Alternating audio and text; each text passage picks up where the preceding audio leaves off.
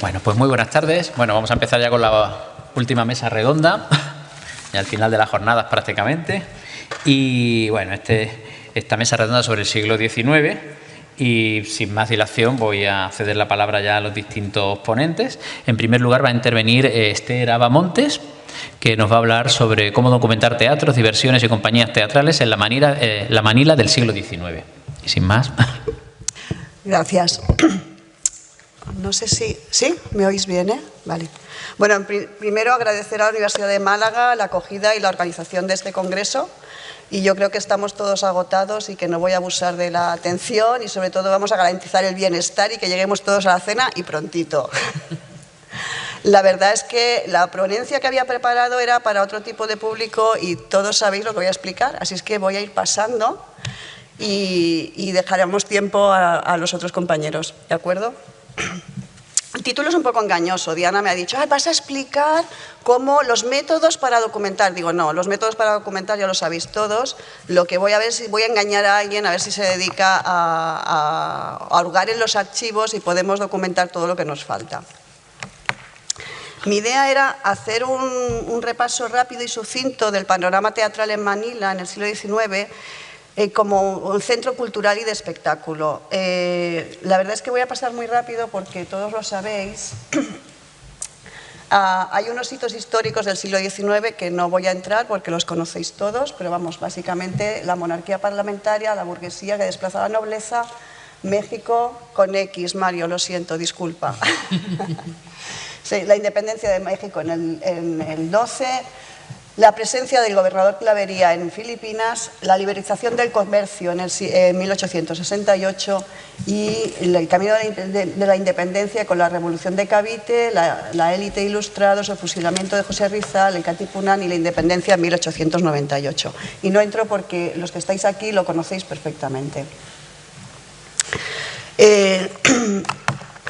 Como afirma Dolores Elizalde, que estaba esta mañana con nosotros, en la introducción de Filipinas al siglo XIX, coexistencia e interacción entre comunidades en el Imperio Español, debemos imaginar pues, que tenemos una sociedad rica y compleja en la que se forjan vínculos y se producen interacciones mutuas, desde las élites políticas tradicionales a los ilustrados de Manila, Cebú o Iloyo, y nuevas clases de trabajadores urbanos y un amplio mundo rural y élites de diferentes grupos con fuertes vínculos exteriores. Básicamente lo que veis en la diapositiva es el mundo industrial, el comercio marítimo y todas las explotaciones agrícolas, ¿de acuerdo? Hay una revolución en todos estos campos. Y todo esto, esta sociedad moderna, esta nueva burguesía, se refleja también en el teatro. El teatro que había sido un teatro religioso pasa a ser un teatro secular.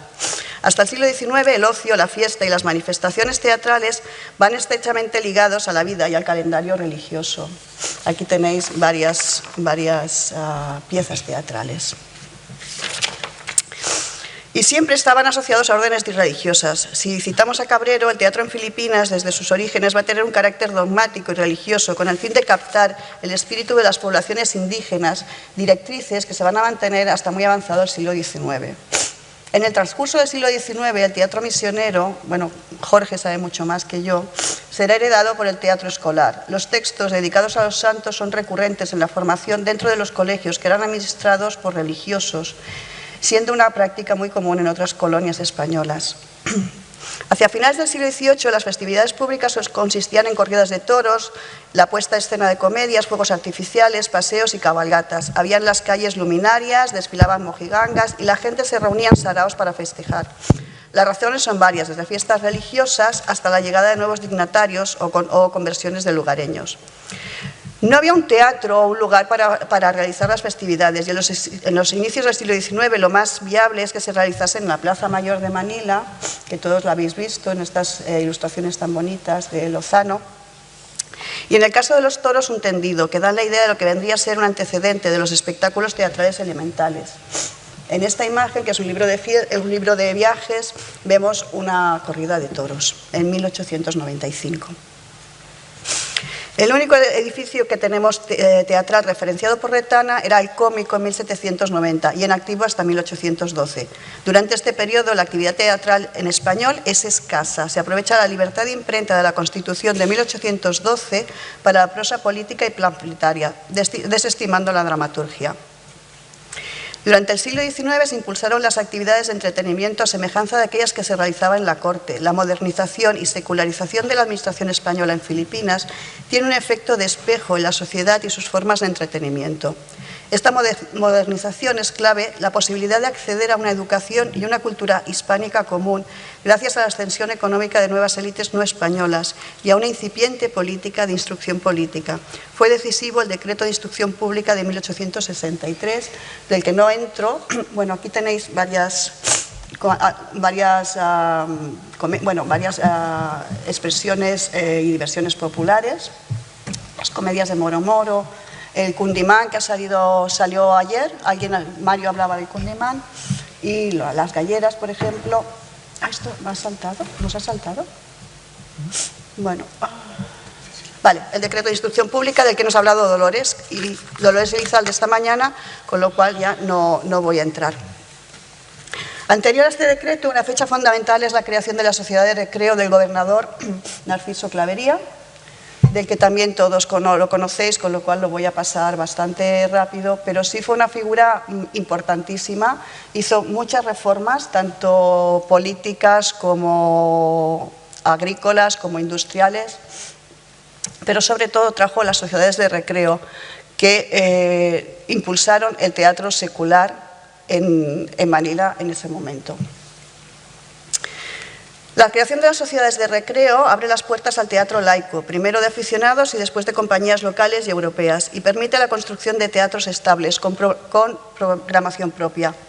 En esta entidad, la Sociedad de Recreo, que impulsó Narciso de Clavería, el gobernador, daría lugar tiempo después al primer casino de la capital, donde se vinculó una élite cultural. Recibió también el nombre del Liceo de Manila. Lo más significativo para las otras hispano-filipinas de la cartelera de la Sociedad de Recreo es la puesta en escena de la agencia matrimonial. La tenéis aquí. Comedia en 2 actos y en verso de Manuel Rancés Hidalgo y José María Vitó, y se estrenó en 1846. Los grupos de actores aficionados interpretaron principalmente repertorios de obras españolas, hecho que puso a disposición del público y del escritor filipino la dramaturgia y en teatros españoles. En paralelo a estas representaciones de la Sociedad de Recreo y durante el gobierno de Clavería, nace la vía teatral del Teatro de Binondo. Lo tenéis aquí, con esta ilustración tan bonita de Lozano. El Gran Coliseo, que se construye en 1846. Cristina Lacónico nos enumera los teatros que había en Manila en ese tiempo. Aquí os falta Mario, que nos tendría que traer su ponencia y cómo los colocó en Manila y encontró dónde tenían que estar. El próximo año, Mario, nos lo vuelves a explicar. Teníamos el Teatro de Arroceros para la población tagala,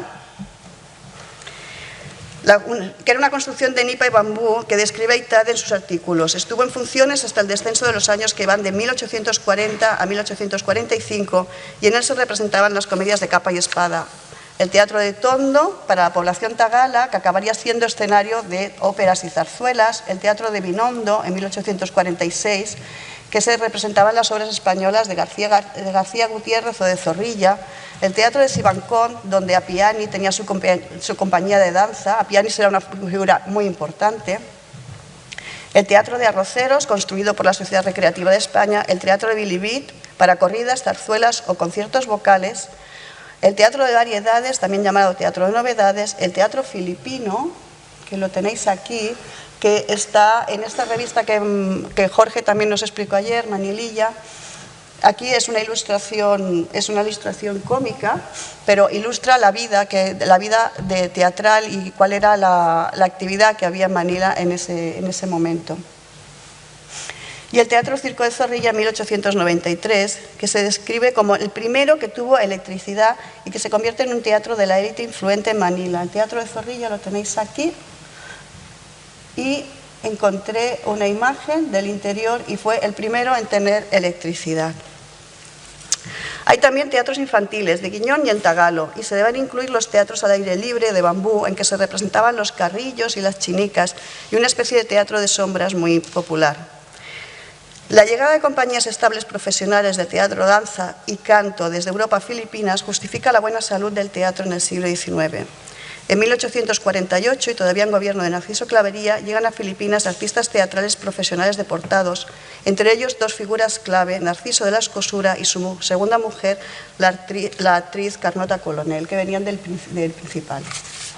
Esto es lo que Retana señala que dijo Clavería cuando llegaron a Filipinas. Narciso Escosura era hermano de Patricio Escosura y llevaron obras como La Conjuración de Venecia o La Pata de Cabra y La Redoma Encantada. Toda esta actividad finalizó cuando le fue concedido el indulto a Escosura y regresaron a la península ibérica. Pero cuando llegan a Cádiz, explicaron la situación en Manila a Manuel López de Ariza, que decidió trasladarse con toda su compañía el Teatro de Balón en 1852. La compañía Ariza se sentó en el Teatro de Binondo. Su repertorio fue netamente español y como mucho andaluz. Isabel la Católica, Corrientes, El tío Cainillas, lo tenéis aquí. Y varios sainetes de Ramón de la Cruz. El éxito de Ariza y de su compañía fue rotundo y se introdujeron en el sistema de abono debido a la demanda de localidades. Al tiempo que López de Ariza llega el maestro de baile Appiani, el cual funda una escuela de baile y una compañía infantil de baile.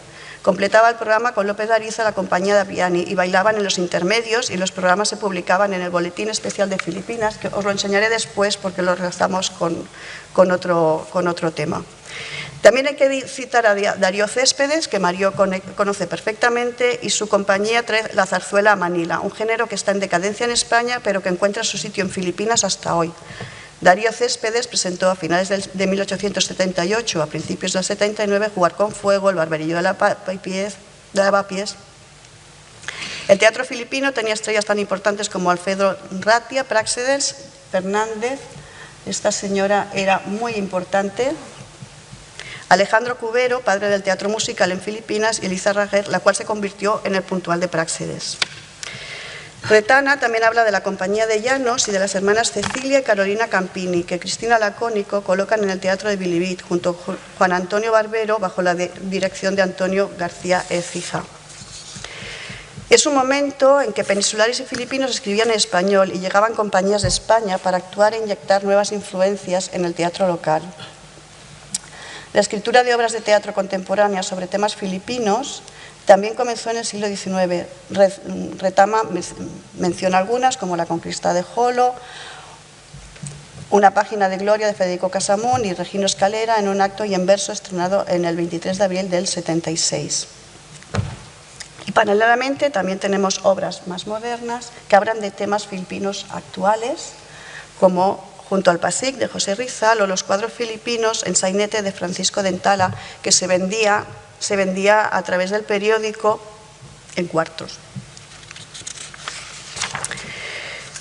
En el momento de... he pasado rapidísimo, ese es el panorama que teníamos en Manila en ese momento. El tema fundamental es cómo documentamos todo esto, cómo podemos encontrar las obras, cómo podemos saber los programas que hacemos, porque aparte de Retana tenemos pocas obras de referencia.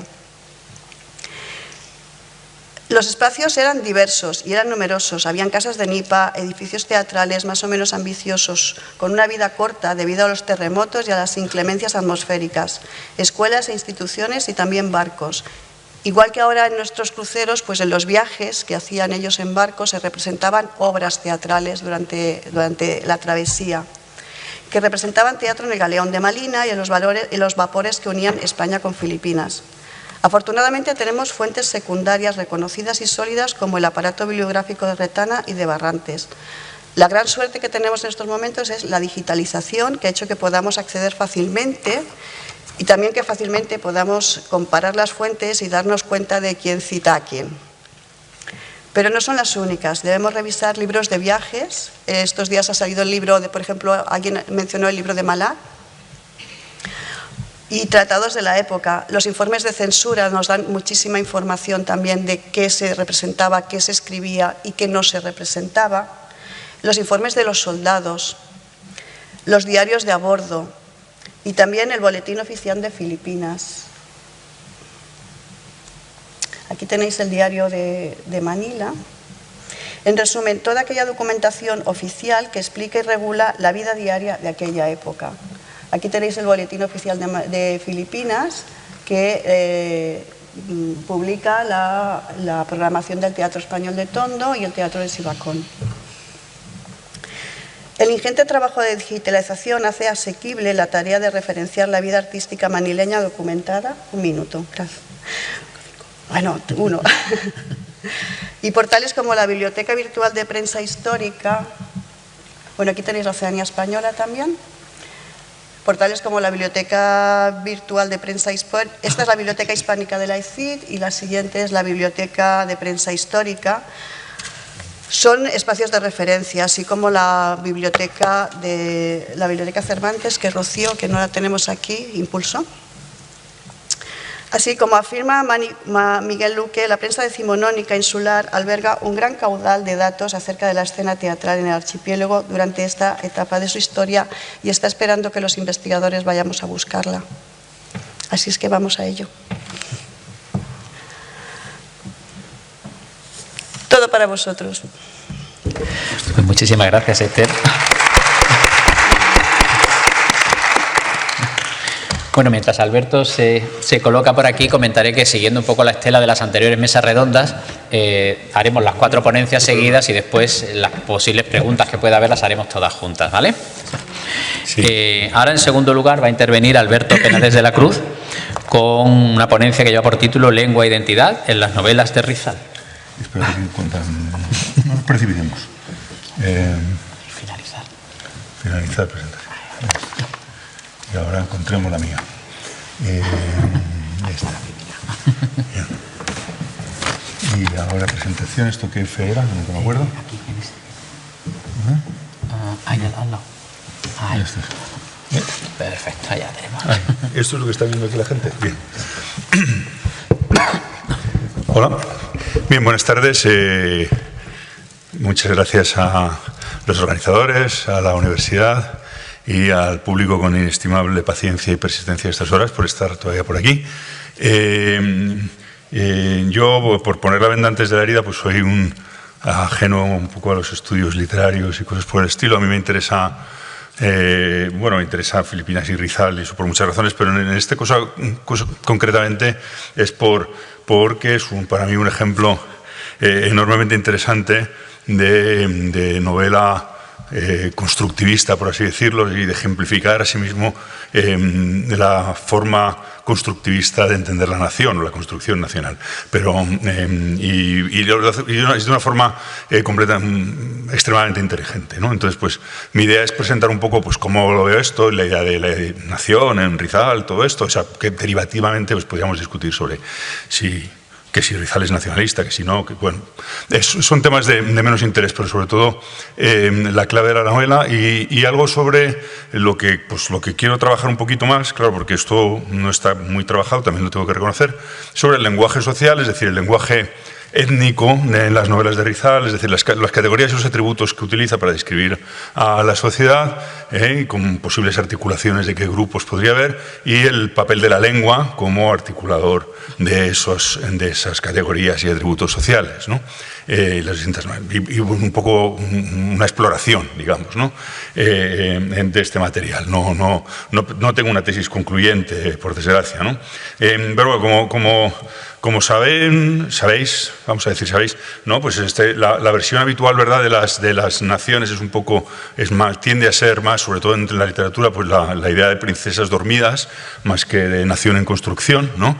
Es decir, las princesas dormidas que son resucitadas normalmente pues por el teórico, el ideólogo o el literato, ¿no? que da con ellas, ¿no?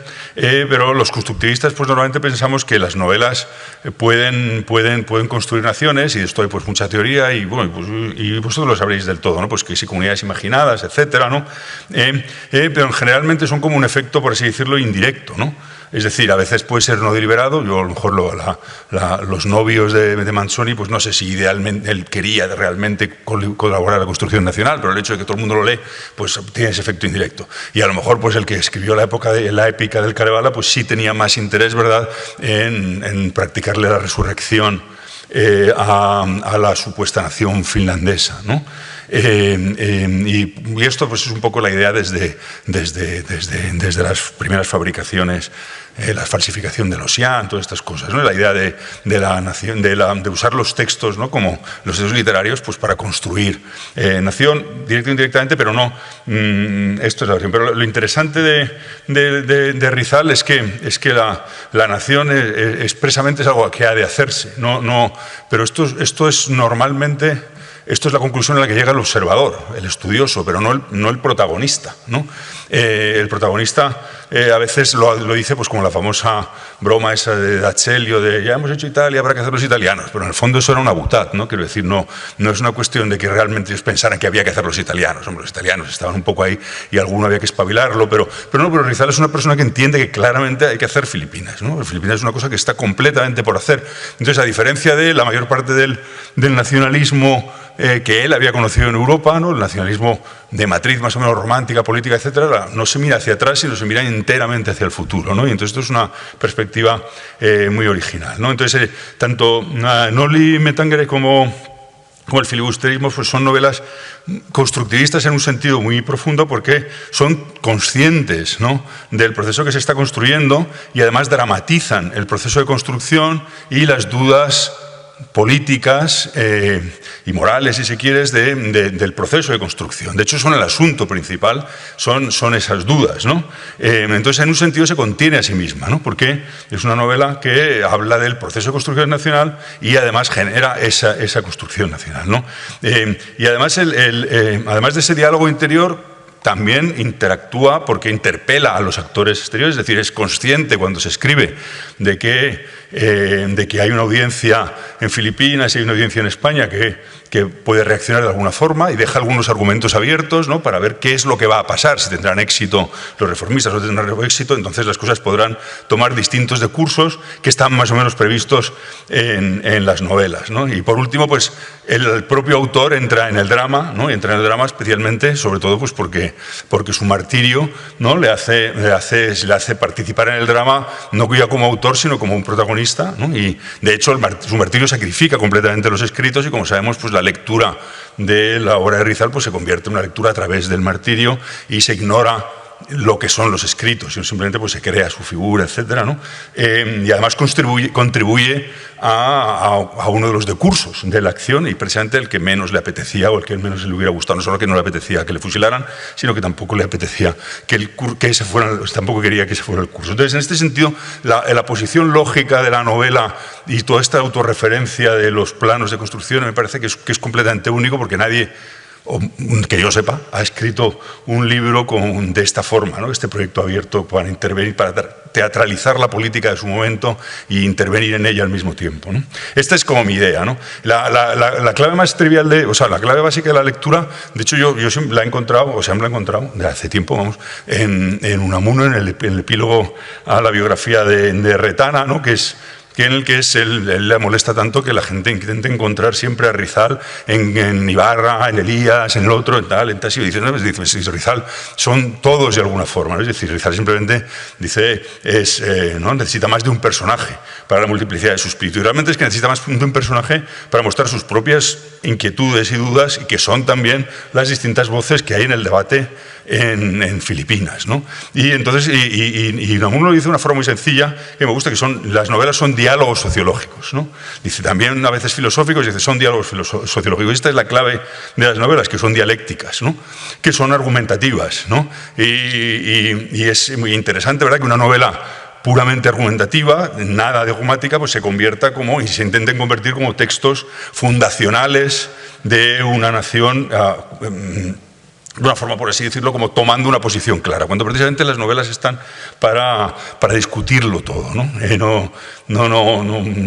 hecho, los argumentos están abiertos, no hay ninguna conclusión, ¿no? Pero desde un principio esto no se ha entendido, ¿no? Pues López Jaena pues no entiende nada desde el principio, ¿no? Cuando después de su conversión al independentismo le dice, pero ¿qué novelas has escrito aquí? La empiezo a leer ahí animado, que este es el Conde de Montecristo, ¿no? Cuando dice, este es un momento Dumas, no, la venganza y tal, y dice, está ahí animado, y de pronto qué bajón, ¿no? Y lo dice así, dice que bajo no, y dice, conviene que escribas otra porque esto no lo va a entender nadie, ¿no? Y hay que solucionar el enigma, ¿no? Para que cuanto antes, ¿verdad? A fin de apresurar, pues estas cosas floridas de entonces, ¿no? A fin de apresurar con ella la venida del hermoso día de nuestra redención, ¿no? Esto realmente, él no ha entendido absolutamente nada de la novela, pero no lo ha entendido nadie y yo creo que todavía se sigue sin entender mucho porque están, no sé, los autores siempre están ahí como haciéndose, no sé, cábalas ahí con las ambigüedades y los múltiples planos de realidad, que no es una ambigüedad, no, simplemente es que esto son novelas sobre un debate que está en construcción, ¿no? Y en el que de ser algo en Rizal, desde luego, no habría sido nunca el Conde de Montecristo, porque si lo lees, ¿verdad? Pues así en ampliamente, Rizal era una persona que tenía, en todas partes aparecen por 3 restricciones político-morales fortísimas para la acción, aunque él pueda algún momento... Y evidentemente tiene algo de todo, uno tiene razón, tiene algo también del airado revolucionario que piensa que habría que, no sé, empujar un poco, pero fundamentalmente, ¿verdad? Él es, en primer lugar, es un demócrata, es decir, nunca se puede sustituir una opresión por otra, y es lo primero que dice de lo que sucederá con la revolución, y es reformista o gradualista por 2 razones fundamentales. Primero, porque está convencido que eso trae la mayor felicidad para el mayor número de gente posible, ¿no? Que el cambio más repentino traerá menos bienestar y además por razones morales de principio, por razones procedimentales, es decir, es que él no quiere la sangre, ¿no? Es decir, no vale la pena, lo dice muchas veces, ¿verdad?, la sangre que hay que derramar para el fin que se quiere conseguir, que no se va a conseguir mejor, se conseguiría mejor gradualmente. Es decir, esto lo tiene clarísimo y esto es el trasfondo de todo el debate, ¿no? Y entonces, cuando dice, es sorprendente que sus amigos pues, se animaran con Simón y con las vistas de la revolución, cuando él claramente lo presenta como un personaje espectral y temible, ¿no? Que quiere pasar, no, pues una cita al azar simplemente puesta desde que pero que es de la parte inicial de la novela, es decir, que no hay que llegar al final para entenderlo. Entonces resulta que qué decepción, porque Simón se retracta y se enfrían, ¿no?, los ánimos revolucionarios y volvemos otra vez al Rizal reformista, pero es que el Simón que él ha retratado permanentemente es como un personaje, ¿verdad?, al que hay que temer, ¿no? Es decir, que está ahí presente, pero que es temible, ¿no? Que es temible y para él el primero, ¿no? Por lo que pueda pasar, ¿de acuerdo? Bien, entonces sobre este fondo, pues... que al menos es como yo lo leo así en general, ¿no? Es como yo leería las novelas. Las novelas, pues así muy en general, pues tenemos en la primera parte de esta novela doble, pues habla más de el efecto, el impacto que tienen las iniciativas top-down, digamos, es decir, desde la nación, desde la corona, etcétera, en Filipinas y cómo se obstaculizan, ¿no? Y en la segunda parte es más el bottom-up, ¿no? Tenemos, por una parte, la iniciativa de los estudiantes, ¿no?, que es la trama secundaria, pero quizá más importante de la novela, que se interrumpe, y la alternativa en caso de que, o al menos es lo que parece que funciona a la cabeza, en caso de que no funcione, de que tal, pues la siguiente iniciativa bottom-up pues puede ser una revolución armada, puede ser conflicto, etcétera, ¿no? Y entonces este esquema. Pero en todo esto lo que se va a construir es una nación, o sea, de alguna forma. Eso es lo que a Rizal le interesa en primer lugar, es construir una nación, porque como una cita que me he saltado hoy, pero esta famosa de el hombre en Filipinas, ¿verdad? Él es un individuo, no es miembro de una nación, todo esto, ¿no? Y él tiene una idea clara de que la nación es un colectivo político de ciudadanos libres, ¿no? Y esta es su idea, es decir, no es que él no sea un nacionalista, él no es un nacionalista en el sentido que lo interpretamos hoy, pero sí cree que Filipinas tiene que ser una nación porque una nación es un colectivo organizado de personas libres con capacidad de representación y con capacidad de legislación, ¿no? y con responsabilidad, ¿no? Esto es, y además educados y tal, con ciertos atributos culturales, pero fundamentalmente es eso, ¿no? Y entonces esto ¿cómo vamos a hacer? Tú avísame porque yo no tengo... Bien, entonces pues simplemente lo que yo he hecho es he tratado un poco de mapear o empezar a mapear las categorías que se usan en la novela, pues para ver un poco el juego que nos daba aquí lo de la lengua, ¿no?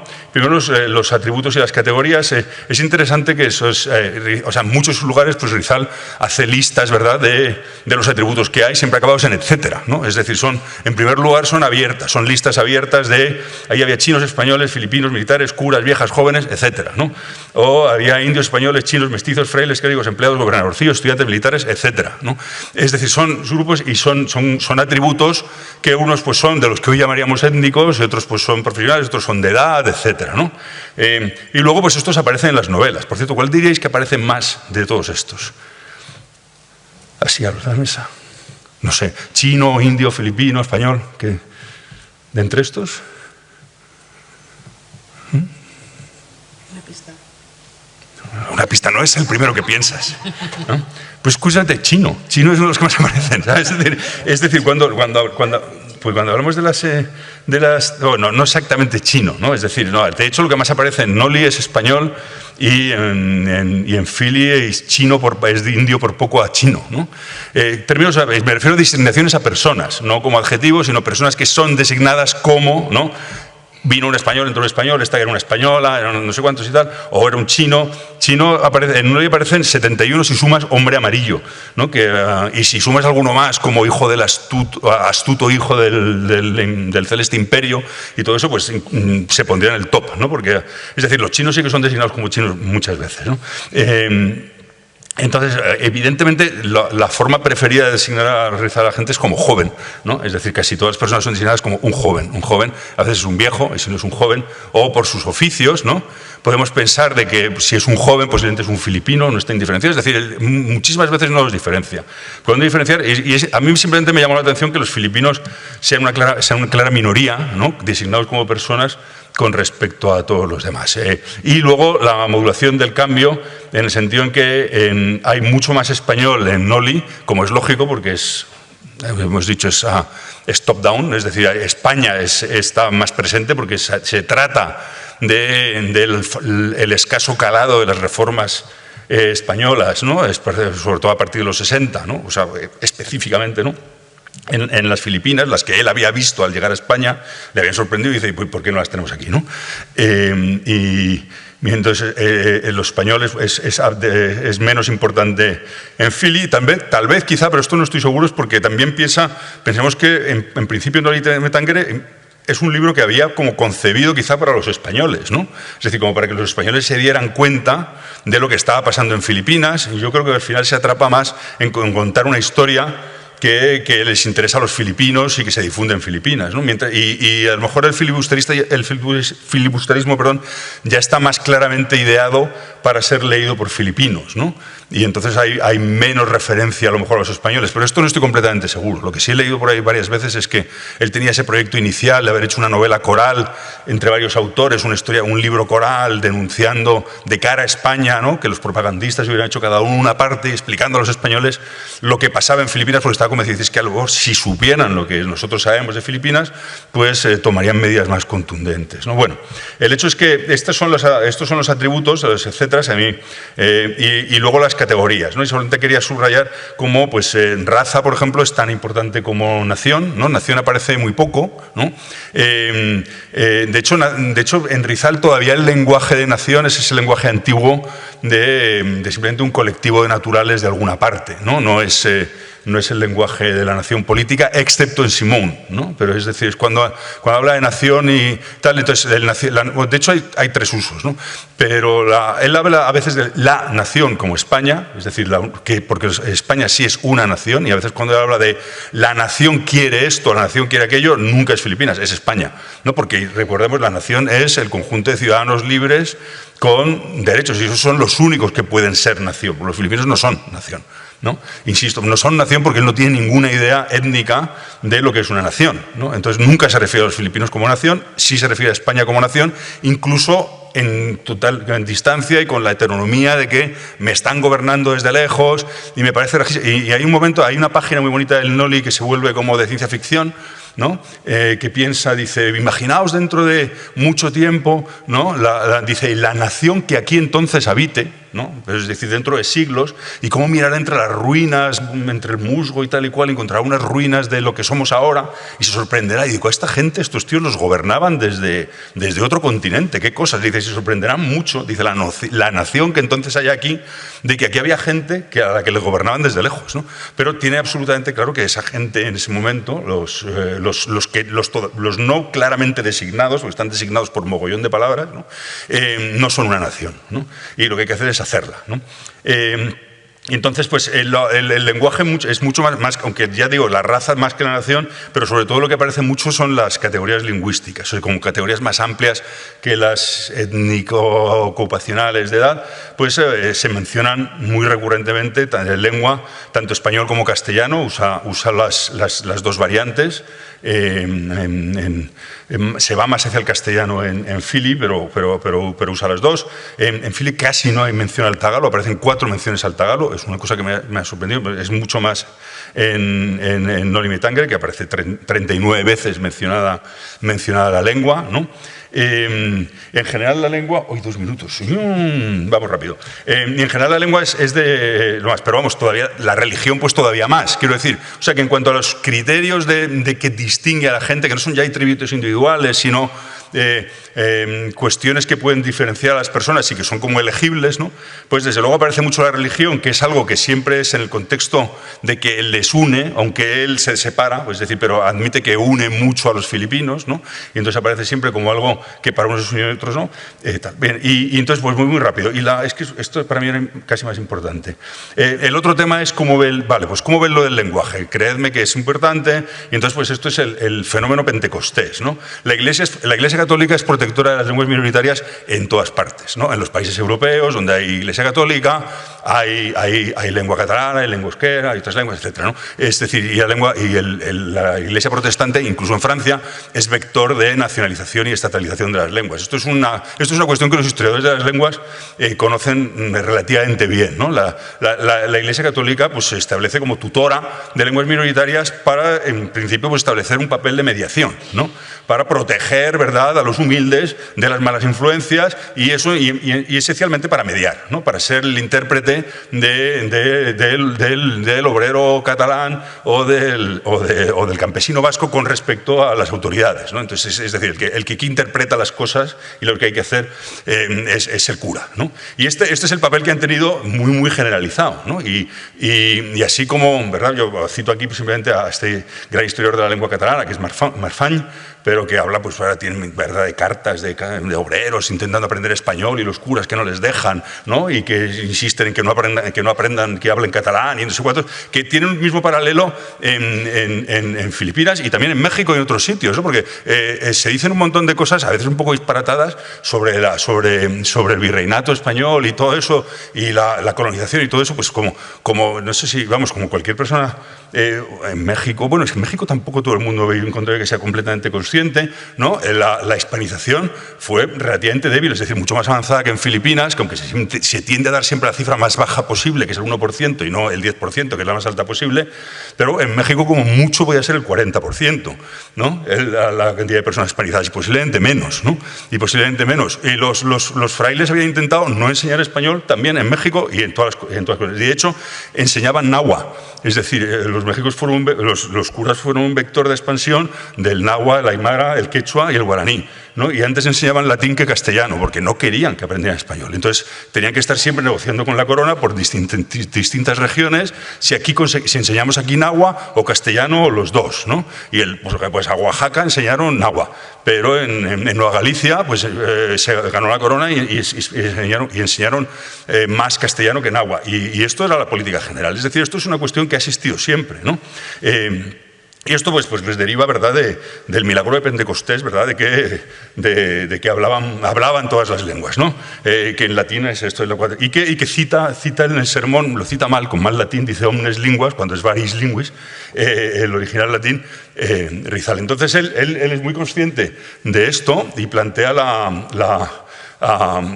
su enemistad, o sea, plantea como que los frailes están obstaculizando la enseñanza del lenguaje por estas razones, él las percibe perfectamente, aunque no tenga la visión comparada, pero percibe perfectamente que quieren ser los intermediadores con el poder y quieren mediar, ¿no? Quieren ellos interpretar y por tanto no quieren enseñar, ¿no? Y reprimen la enseñanza. Y luego además pues está el capítulo muy bonito de las aventuras del maestro de escuela, donde nos cuenta en castellano cómo un fraile se burla en tagalo de un maestro intentando hablar en castellano y enseñar el castellano, etc., ¿no? Pero al mismo tiempo también ataca, o sea, también se burla, si entendemos que es una burla, que lo es, ¿no? A la perorata que podría ser de la perorata así, con perdón de los catalanes, de estilo así Puigdemont, que tiene el momento Puigdemont que tiene el camarada Simón, ¿no? Con las lenguas nacionales, ¿no? Con lo de que el idioma es el pensamiento de los pueblos, cada pueblo tiene el suyo, etc. Que Rizal dice, pero qué demonios, ¿y cuál es la lengua entonces de los filipinos, ¿no? Si cada pueblo tiene el suyo y es el pensamiento de los pueblos, es decir, él está trasladando, está poniendo a un Simón que está trasladando. Yo no sé qué se dice que si podía ser Simón Bolívar, es mucho más probable puesto ser que fuera Sion, ¿no? Es decir, que fuera el nacionalismo de corte así, de un pueblo étnico judío, además tiene estas un poco las trazas del judío errante, ¿no? El personaje, pero vamos, sea lo que sea, desde luego es un retrato de una versión vulgar del teórico nacionalista europeo que él ha conocido, que dice cuestiones, que perora sobre el espíritu de los pueblos, sobre las naciones, y que está completamente desencajado en el contexto filipino, que no sirve de nada, y que el Basilio se queda así un poco diciendo, pero oye, pero el español no nos podría servir un poco para hacer nación en el sentido fundamental, que es poder tener una deliberación, una articulación de intereses, una representación, una legislación, etc. No, el espíritu de los pueblos. Esto claramente Rizal va con quien va, que es con Basilio, y no contra este, y se burla de ello, ¿no?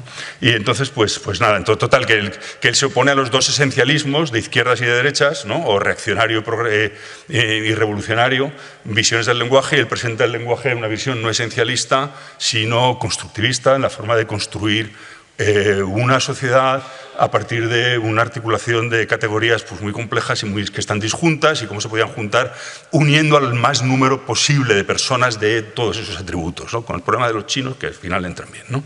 Y ya, perdona, muchas gracias por la paciencia. Esto era todo. Te he dicho que tenías que hacerlo porque es que yo me caliento. Muchísimas gracias, Alberto. Bueno, ahora en tercer lugar va a intervenir Ana Rodríguez, con una ponencia lleva por título Un renegado en Filipinas, el discurso colonial sobre raza y género en los piratas de Filipinas. Muchísimas gracias, Ana. Nada, vamos a buscar el PowerPoint rapidito. A ver. Sí, tranquilo. La busco yo. Sí, tengo que cerrar. Aquí estoy, de primera casi. Muy bien, perfecto.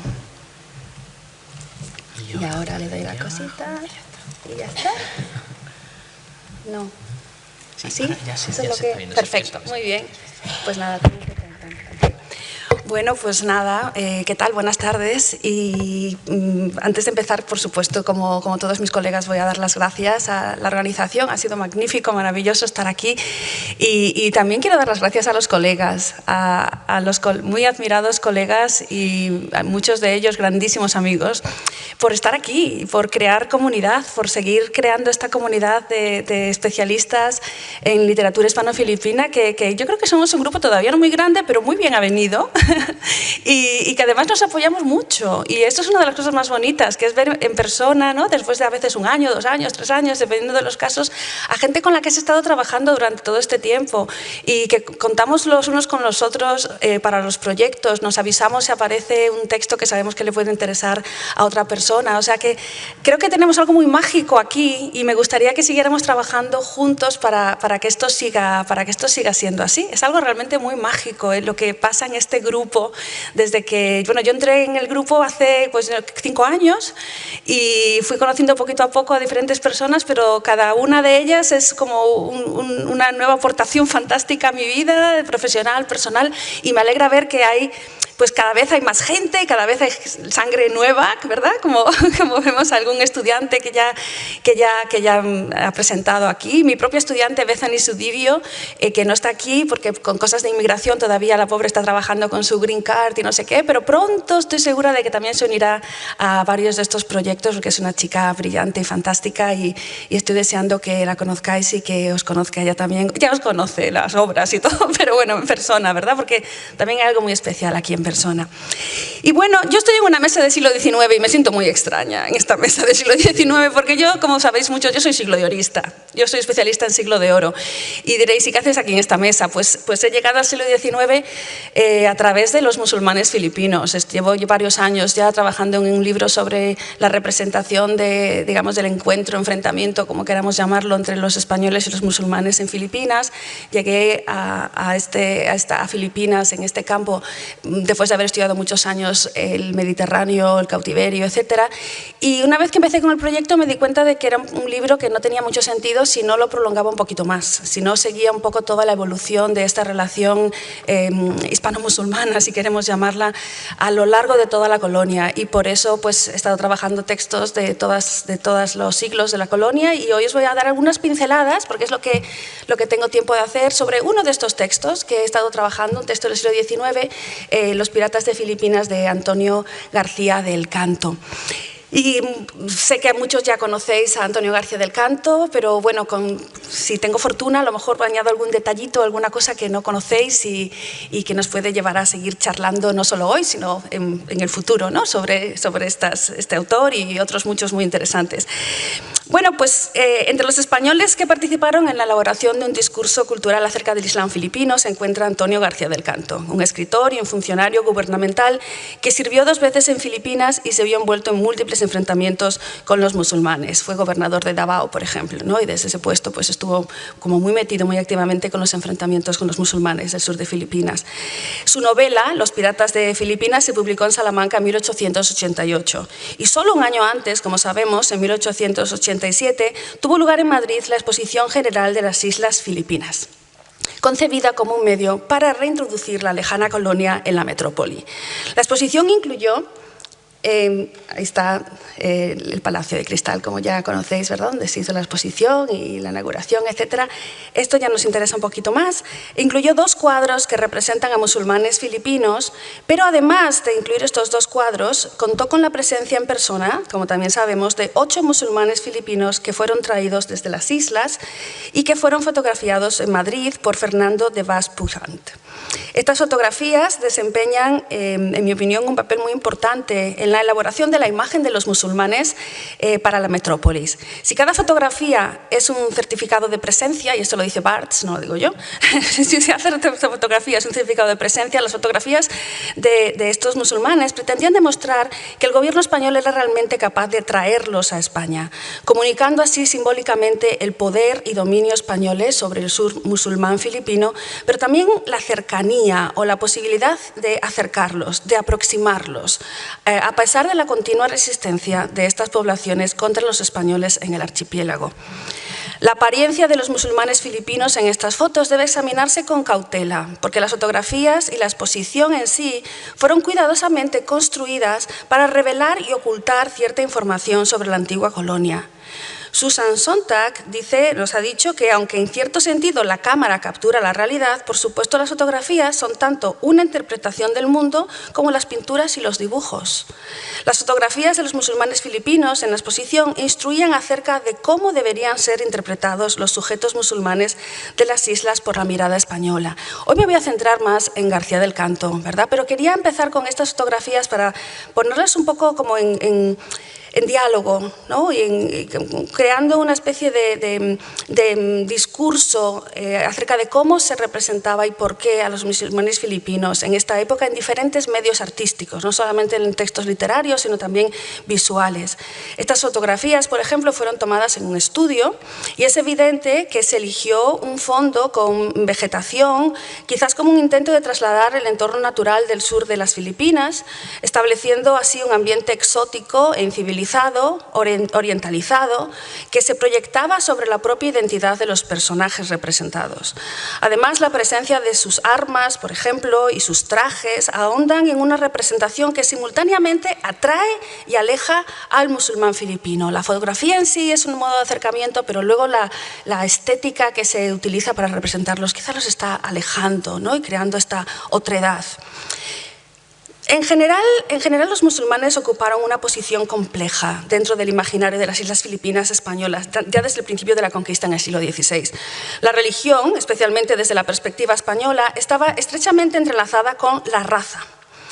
Bajo el cristianismo, las categorías raciales, descritas a través de atributos fisiológicos y psicológicos, se utilizaron en Filipinas para diferenciar varios grupos étnicos católicos que establecían la jerarquía colonial: los españoles europeos, los españoles nacidos en Filipinas, los mestizos, los anglés, los indios malayos.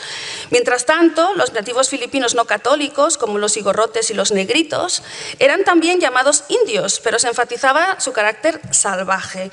Y complementando este discurso, existía un aparato retórico que permitía su conversión al catolicismo, lo que traería consigo su salvación. Sin embargo, en el sur musulmán de las islas, la religión pasó a ser el principal motivo de ansiedad por parte de los españoles. Las comunidades musulmanas fueron consideradas una entidad separada y, como resultado, fueron tratadas con un enfoque diferente. Como se ve en la historia española medieval y moderna, la raza y la religión a menudo se cruzaban entre sí. Incluso cuando nos alejamos de la península ibérica hacia Filipinas, la raza y la religión continuaron estrechamente vinculadas desde principios del periodo colonial. En otras palabras, estudiar las relaciones raciales en el contexto español es estudiar también el papel de la religión dentro de él. La religión funcionó tanto sociocultural como biopolíticamente para someter a los pueblos de una fe rechazada a través del filtro de una teología política que puede biologizar, definir y esencializar a una comunidad entera como absolutamente diferente. Como resultado nos encontramos con lo que algunos han llamado, creo que acertadamente, una raza religiosa.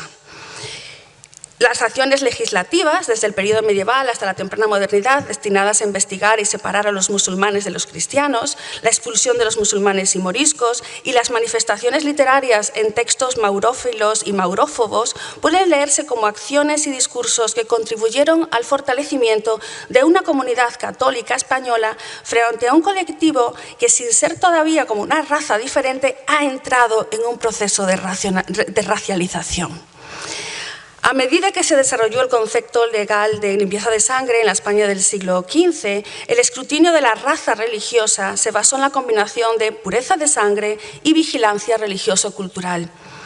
Cuando los musulmanes tuvieron que convertirse al cristianismo, pasando a ser moriscos, el rechazo de la religión coexistía junto con la estigmatización del linaje y de las prácticas culturales, la vestimenta, el idioma, los gustos culinarios, etcétera, etcétera. Y los moriscos fueron percibidos como una raza diferente, que combinada con la ansiedad ante el Islam amenazaba la preservación del dominio del catolicismo. En otras palabras, la raza religiosa también poseía un elemento de visibilidad, que no siempre dependía de diferencias fenotípicas, sino más bien de elementos culturales. Era la visibilidad de los elementos culturales, percibidos como ajenos, como otros, lo que causaba ansiedad ante las autoridades, ya que estos materiales ofrecían una imagen social que no se parecía a la imagen ideal del cristianismo, incluso después de la conversión exigida a estas comunidades. En última instancia, el uso de ropa morisca o la realización de sus costumbres recordaban a los cristianos viejos la amenaza que representaba el Islam contra la España emergente, o mejor, contra la idea de esa España imaginada. Se puede decir que un fenómeno similar tuvo lugar en Filipinas, cuando los españoles se encontraron nuevamente con musulmanes en el archipiélago en el siglo XVI. La piel como herramienta en lo que Baba llama el drama racial en las sociedades coloniales funciona para diferenciar a los españoles de los filipinos nativos, pero se volvió insuficiente para diferenciar a los indios musulmanes de los cristianos, ya que no eran racialmente diferentes. Fue su religión, proyectada a través de su apariencia, su comportamiento, sus costumbres, lo que los marcó como una raza separada. La combinación de un marcador racial y religioso en su categorización marca la formación de una raza religiosa en Filipinas, que se percibe a través de la mirada española, mirada educada o maleducada por los encuentros previos con el Islam. La formación de esta raza religiosa maraño-maometana se logró sobre todo a través del discurso colonial, producido en informes escritos sobre los moros filipinos desde el siglo XVI. En el siglo XVI podemos ver que los sentimientos españoles hacia las comunidades musulmanas, en el siglo XIX podemos ver que los sentimientos españoles hacia estas comunidades musulmanas no habían cambiado demasiado. Y la misión de conquistar Mindanao, Joló y sus zonas vecinas seguía viva, a pesar de los numerosos intentos fallidos durante casi 3 siglos. Los piratas de Filipinas, publicada en 1888, es una novela que contribuye a la creación de este discurso. Es una novela de 2 volúmenes que sigue el viaje de un joven mestizo español, Alberto, o Alerudín, dependiendo de en qué momento de su vida se encuentra, porque abandona la fe católica y se convierte en un famoso pirata musulmán para vengar los males cometidos contra su familia. Mientras vivía como Alberto, el protagonista y su familia fueron incriminados erróneamente por su examante, Matilde, provocando la desgracia familiar. Alberto, que apenas logró escapar con vida, se oculta en las montañas entre los sigorrotes y los negritos, adopta el nombre de Alerudín y se une al sultán de Joló para luchar contra los cristianos. Por disposición del sultán, se casa con la princesa musulmana Fátima. Después de su boda, lleva a cabo su venganza tomando cautiva a Matilde, esta amante malvada, mientras planea un ataque contra las fuerzas españolas con otros líderes musulmanes. A medida que la historia sigue al protagonista, en la novela se encuentran representaciones de personajes y de costumbres de las Filipinas del siglo XIX, incluidas comunidades musulmanas que no con mucha frecuencia se encontraban en obras de otros autores españoles. García del Canto comienza presentando al archipiélago de Joló en el primer párrafo de su prólogo a los lectores, describiendo su belleza tropical. Pero rápidamente sigue en ese mismo párrafo una mención a lo que él llama la raza conocida con el nombre de malayo-maometana. En la información que sigue, García del Canto describe esta raza en particular como diferente de otras comunidades, porque, por ejemplo, son conquistadores de otras comunidades indígenas. Como agente colonial español, no bastaba simplemente con mencionar y presentar a los musulmanes filipinos a los lectores españoles como malayos. Era imperativo dar visibilidad a su religión para diferenciarlos de otros grupos indígenas y al mismo tiempo posicionar a los musulmanes filipinos como enemigos ya conocidos para la España católica, presentándolos como los sectarios de Mahoma. Para García del Canto y muchos otros autores españoles, el uso del término maometano juega con la teología política y recuerda además la importancia de comunicar a otras naciones la misión española, la relevancia de esta misión española de civilizar a quienes están bajo el Islam, como era el caso también en Marruecos en estos mismos años. Pero además de resaltar la violencia y el deshonor de los moros filipinos, algo esperado en este tipo de textos, García del Canto también plantea cuestiones de género a través de representaciones de las moras, figuras que a menudo están ausentes en los escritos de los autores que analizan a los musulmanes filipinos. Cuando Alerudín es invitado al espacio privado del Serip, que era el censor de la conducta de los datos o de los jefes musulmanes y también del sultán, los lectores se encuentran comentarios sobre la práctica de la poligamia dentro de las comunidades musulmanas. La mirada del narrador, que recorre la casa como una cámara para los lectores, se centra en 2 puertas, una que conduce a la habitación de la seripa, la esposa legítima del serip, y la otra que conduce a las habitaciones de las concubinas, que estaban ocupadas por 5 mujeres. García del Canto incluye aquí una nota a pie de página muy significativa. Cuán infeliz es la mujer en el Extremo Oriente, encerrada esperando la voz de su dueño cuando le place satisfacer sus voluptuosos deseos. Qué diferencia tan notable entre la dignidad de la mujer europea, su libertad e igualdad con el esposo elegido por su corazón. Aun cuando no hubiese hecho otro beneficio a la humanidad, la divina religión de Jesucristo, que la emancipación de la mujer, debíamos postrarnos y adorarla en muestra de su sin igual, ya me pusiste nerviosa, ya no me sale la palabra, debíamos postrarnos y adorarla en muestra de sin igual agradecimiento, ahí vamos. De manera similar a la retórica sobre la diferencia racial presente en la obra, el pasaje introduce una mirada marcadamente imperialista sobre las mujeres musulmanas y afirma la superioridad de las nociones de género europeas frente a la sociedad oriental.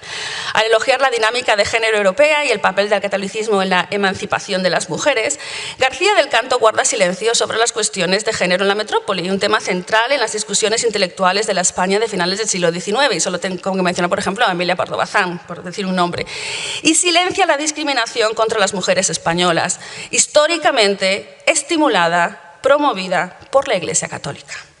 Es evidente cómo agentes coloniales como García del Canto manipulan y seleccionan cuidadosamente información para construir una imagen idealizada de la sociedad española y para fortalecer el discurso colonial contra las comunidades musulmanas. Además, el pasaje también revela la interseccionalidad de género y religión dentro del contexto imperial.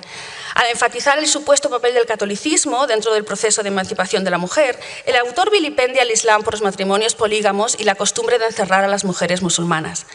En última instancia, el contraste entre la supuesta dignidad, libertad e igualdad en el matrimonio de las mujeres españolas frente a las mujeres musulmanas en Filipinas comunica una urgencia implícita para la pacificación española, ya sabemos que es un término engañoso, Jodi, que supuestamente introduciría dinámicas de género eurocéntricas más beneficiosas para las mujeres.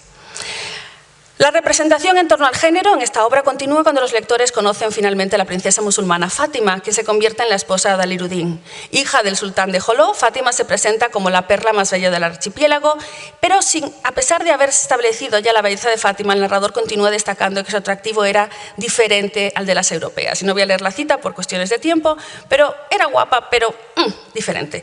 Hay mucha ambivalencia en torno a Fátima porque es idealizada debido a su belleza, pero también temida por su identidad musulmana. Se la exotiza como princesa musulmana a través de su belleza original y sus rasgos árabes, pero su carácter y moralidad se describen de la misma manera negativa que de las de otros musulmanes en la novela. En el segundo volumen de Los piratas, Aliruddin comenta la ferocidad y el carácter vengativo de las moras cuando son provocadas por los celos. Le explica a su cautiva y examante Matilde que si se la entregara a Fátima la mataría o la vendería en el mercado de Joló. El discurso colonial que categoriza a Fátima como inferior también es evidente cuando los lectores las encuentran a ella y a Matilde en la misma escena. El narrador compara, por supuesto, la belleza de las dos mujeres, enfatizando el carácter semisalvaje y feroz de la primera debido a su falta de cultura y civilización. Además, Fátima ha internalizado el discurso que la coloca en una posición inferior. Le confiesa a Aliruddin cuánto odia a Matilde por su belleza europea, por su piel blanca, porque es más hermosa que yo, envidio sus ojos blancos, que yo pensé que ojos blancos, porque son más dulces y expresivos que los míos. A pesar de la supuesta tendencia violenta de la mora, Fátima no comete ningún desmán contra Matilde y es más, decide hacerse amiga de la cautiva y asegurar su libertad. Pero la evolución de Fátima debe leerse con cautela, porque el motor de este cambio sigue siendo una baja pasión, como son sus irrefrenables celos. Fátima planea liberar a Matilde porque teme que Aliruddin acabe enamorándose de nuevo de esta mujer europea que es bella, blanca y cristiana. En última instancia, su moralidad sigue determinada por elementos estereotípicos atribuidos a los musulmanes filipinos. Fátima también juega un papel simbólico mayor que se establece a partir de su matrimonio con el renegado cristiano. A través de un matrimonio arreglado por el sultán, se convierte en la esposa legítima de Aliruddin al principio de la novela y, si bien no lo acepta abiertamente, Fátima finalmente admite su amor, eligiendo así el renegado mestizo español en lugar de un musulmán que se llama Mohamed Bulo. La unión entre los dos, oficializada mediante una ceremonia en la corte del sultán, es significativa dentro de la imaginación de García del Canto sobre las relaciones hispano-islámicas en el sur de Filipinas. Como sabemos, es habitual en un contexto colonial que cuerpos marcados por el género se conviertan en representaciones de territorios y marcadores de diferentes colectividades. Así, el matrimonio entre Fátima y Aliruddin puede leerse como la unión de musulmanes y cristianos, porque los lectores son conscientes desde el principio de que Aliruddin no ha profesado ni una sola vez su fe en el Islam y todavía se considera cristiano en secreto. Si la mujer encarna en estos textos coloniales la nación o el pueblo, la comunidad, Fátima encarna aquí las comunidades musulmanas del sultanato de Joló y a través de esta unión, esta boda, los lectores son testigos de la imaginación imperial del dominio español sobre la raza malayo-maometana, una imaginación que es elogiada por la propia Fátima en varias ocasiones. Quiero, como sé que no, ¿verdad? Me queda, sí, ahora voy un minutito más y ya, muy bien. Déjame ver por dónde sigo. Bueno, Fátima, que siempre había estado encerrada en el palacio del sultán, creía que los cristianos eran sus enemigos y se escandalizó al saber que se casaría con un renegado, porque creía que los cristianos eran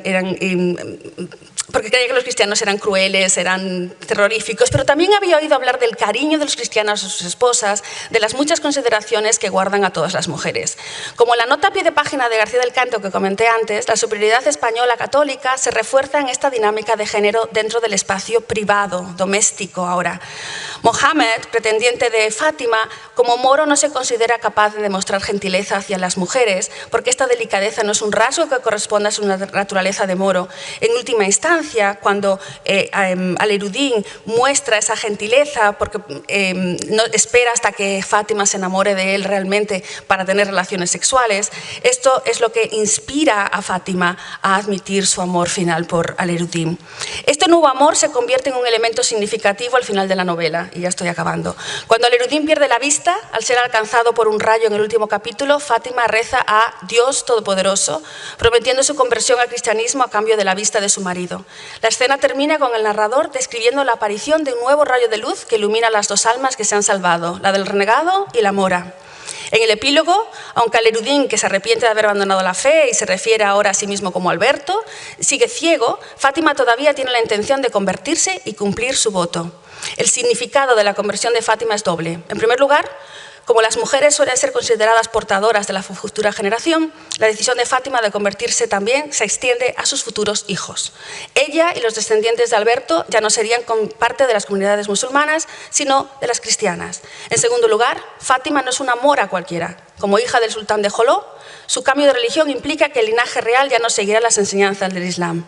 El matrimonio de Fátima con el protagonista y su conversión al cristianismo proyecta la noción de que España ha logrado un dominio simbólico sobre el otro musulmán. En última instancia, la historia de la princesa musulmana convertida revela la persistencia de la fantasía imperial hispano-católica a pesar del estado de las relaciones hispano-musulmanas en las Filipinas del siglo XIX. La raza religiosa malayo-maometana, aunque nunca se rindió al imperio español, es presentada para la imaginación española a finales del siglo XIX, tanto en Los piratas de Filipinas como en la Exposición del Retiro de 1887, como una raza de súbditos coloniales diferentes, asociados irremediablemente a los musulmanes con los que España se había relacionado y enfrentado desde la Edad Media, pero a los que es posible conquistar y convertir. Un sueño ficticio de dominio del Islam del que la metrópoli despertaría abruptamente solamente 10 años más tarde. Muchas gracias.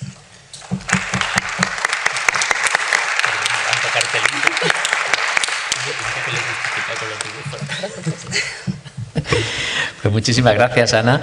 Y bueno, pues ya vamos con la última de las ponencias, que es la de Jorge Chauca García, cuyo título es Memoria y autobiografías de la experiencia filipina. El autor como protagonista entre la historia y la literatura. Muy bien, muchas gracias. Muchas gracias a los organizadores, a la organización y a la Universidad de Málaga, que es mi casa. Y desde hace ya unos meses ya a tiempo completo, ya no como asociado, después de un concurso.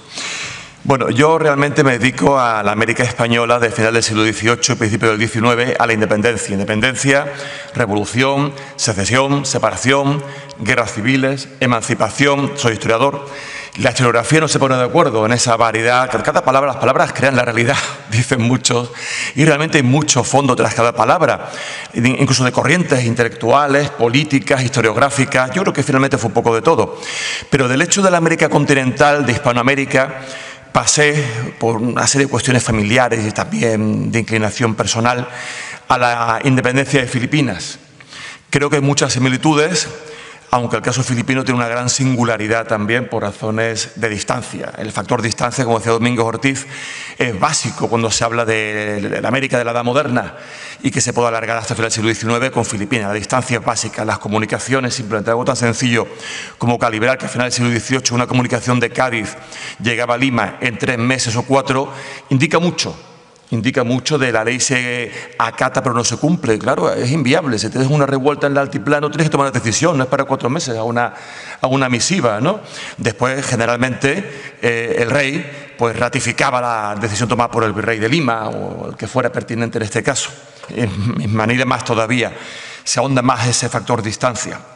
Son muchas las memorias y autobiografías de combatientes de las Filipinas de finales del siglo XIX, fundamentalmente la guerra hispano-tagala del 96-97. Más que en el 98, por razones obvias de resonancia, una potencia emergente de Estados Unidos, tengo una mayor proyección. Y así la tuvo además en el imaginario. El desastre, el pesimismo del 98 contrasta muchísimo con la casi ausencia de fuentes de la independencia de la América continental, de América, en el primer cuarto del siglo XIX. O sea, algunos repatriados, algunas quejas que están en los archivos porque ni siquiera en Tenerife les daban alojamiento y poca cosa más en la prensa. Hay memorias también, ¿no? Pero si acaso lo recordamos por los ayacuchos de Pérez Galdós, poca cosa más, hay muy poquito, ¿no? Sin embargo, la guerra del 98 y la del 96-97 tienen muchísima repercusión. ¿Por qué? Porque significa un imperio en decadencia y un imperio emergente, ¿no? Entonces, claro, estamos en la sociedad internacional y esa pujanza de Estados Unidos hace que recobre muchísima más importancia, más otros factores que diré a continuación.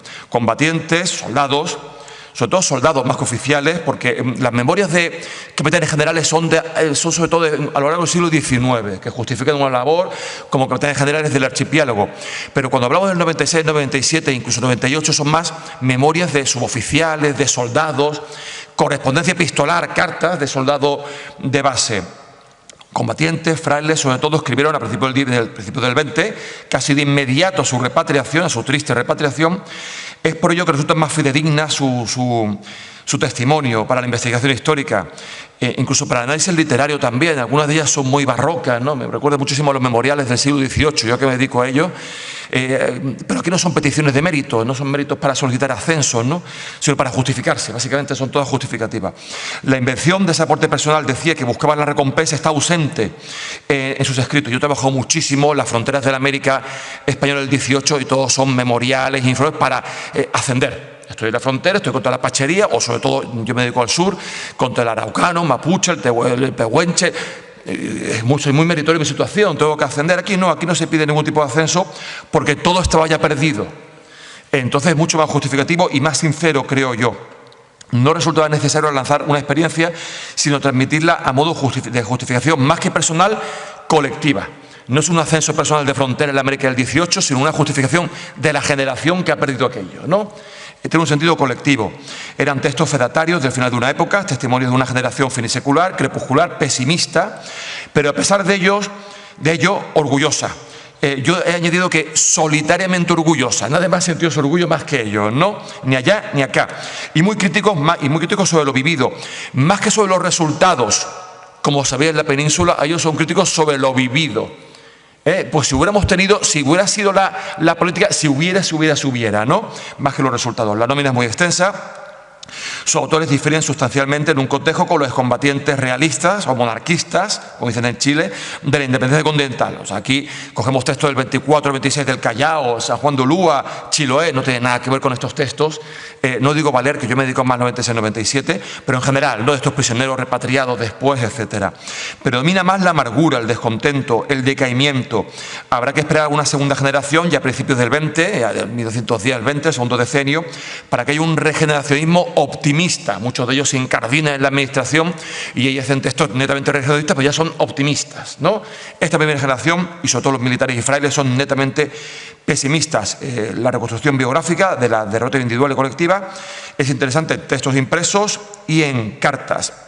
La imagen de contar se propone como una reflexión desde la propia polisemia del término, que remite al sentido de relatar, como proceso de construcción textual con valor narrativo, pero también la idea de recuento o suma, de balance, está muy presente. Biografía, escritura de vida y vida construida al escribirse al mismo tiempo. También eso es muy importante en algunos autores que después hicieron carrera en la península.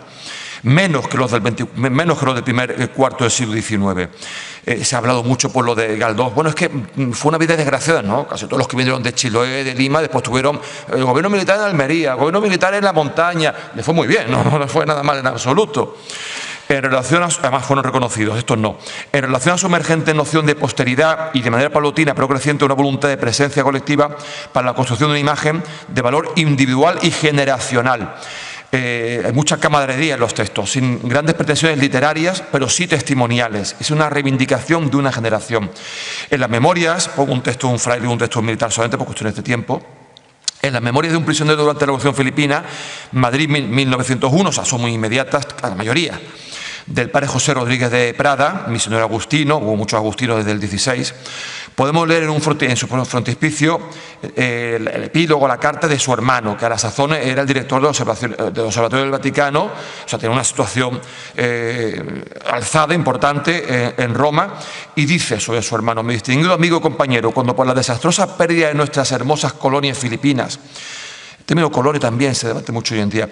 Hubimos de llorar toda la cautividad de nuestros hermanos religiosos, cupóme en suerte el dolor particular de contar entre ellos a un hermano querido, víctima con los demás de crueldades sin cuento. De él he recibido una serie de cartas, que reproduce, que constituye una extensa memoria esbozada en los campos del dolor y escrita más tarde con la sencillez con que un hermano podría, sufrimiento, tristeza, resignación cristiana, heroica, eso es lo que preside el texto de casi todos los frailes, sinceridad, amargura, vicisitudes, que en su opinión, su cualificada opinión desde Roma, merecen ser recordadas como lección o justificación, incluso inculpación de los verdaderos responsables, que no van a ser ellos, por supuesto, ni las tropas acantonadas en Filipinas, sino que son los políticos peninsulares y al final, por supuesto, los Estados Unidos, ¿no?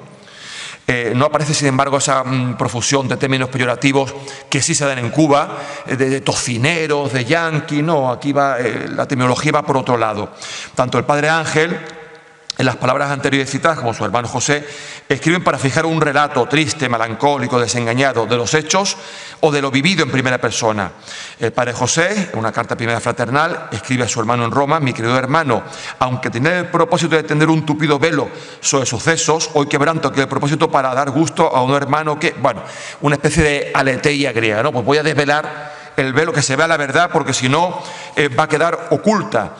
Si no narro mi cautiverio, por supuesto, en la terminología bíblica, es muy típica de los agustinos desde siempre, que gemíamos bajo el despótico yugo, pero en Indias también. O sea, este texto lo trasplantamos a la América del 17 y es un texto calcado en el uso de despótico yugo, de errantes.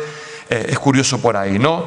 Es de orden, igual que los jesuitas repiten también mucho, pues en este caso los agustinos, que tienen una gran presencia.